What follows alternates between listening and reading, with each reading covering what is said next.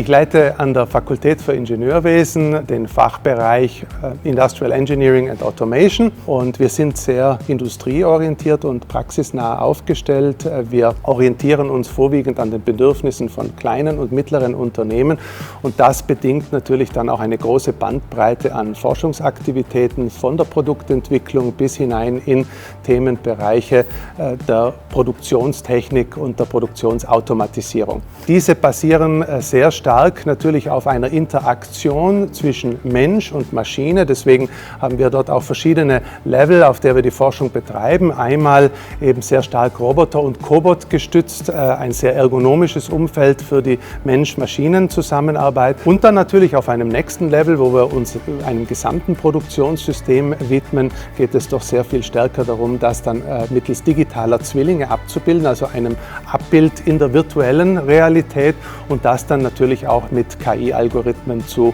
optimieren. Hier sind wir im Extended Reality Labor.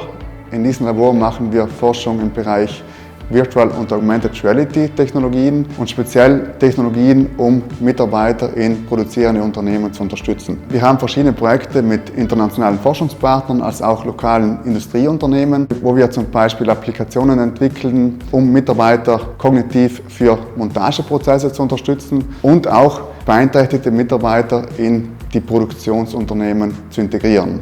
Im Bereich Assistenzsysteme für Mitarbeiter entwickeln wir Schulungsmodule, welche mit Virtual und Augmented Reality Technologie unterstützt werden, um eben Mitarbeiter besser zu schulen, um Routinetätigkeiten in Unternehmen durchführen zu können. Und zudem sind wir auch im Bereich digitale Fabrikplanung tätig, wo wir eben Unternehmen unterstützen, um eine Fabrik digital zu planen und danach dann mit Virtual Reality Technologie die digitale Fabrik eben zu begehen und somit eben die Planung besser zu verstehen und zu validieren. Im Labor haben wir verschiedene Head-Mounted Displays im Bereich Virtual und Augmented Reality und zudem haben wir auch einen mobilen 3D-Scanner, mit welchem wir eben zum Beispiel Fabrikgebäude scannen, um danach einen digitalen Zwilling oder eine Validierung mit Virtual oder Augmented Reality machen zu können.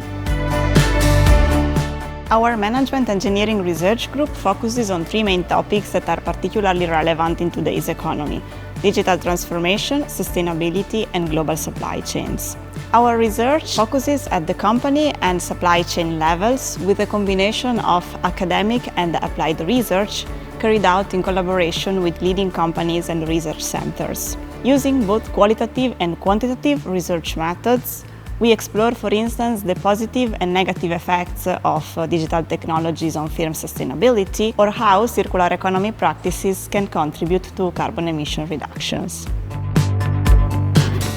Nel Material Characterization Lab ci occupiamo principalmente della caratterizzazione del comportamento meccanico dei materiali. Andiamo a testare materiali quali acciai, plastiche, ma anche materiali fibrorinforzati, materiali compositi. Andiamo a caratterizzarli sia da un punto di vista statico, sia da un punto di vista dinamico, nonché a studiarne le proprietà tribologiche, quindi per quanto riguarda i contatti e le proprietà di durezza e di coating delle superfici. Oltre ai materiali andiamo anche a fare prove direttamente su componenti, in particolare abbiamo un banco prova per i test di ingranaggi dove andiamo a caratterizzarli dal punto di vista dell'usura, della resistenza, nonché del comportamento vibroacustico, quindi della risposta vibratoria e del rumore emesso. Tutto questo ha permesso negli anni l'avvio di collaborazioni sia con altri istituti di ricerca a livello europeo ma anche internazionale, sia l'avvio di collaborazioni con grandi gruppi industriali italiani ed europei. Da queste collaborazioni è stato possibile sviluppare soluzioni innovative che hanno poi visto l'immissione sul mercato di prodotti e la concessione anche di brevetti, in particolare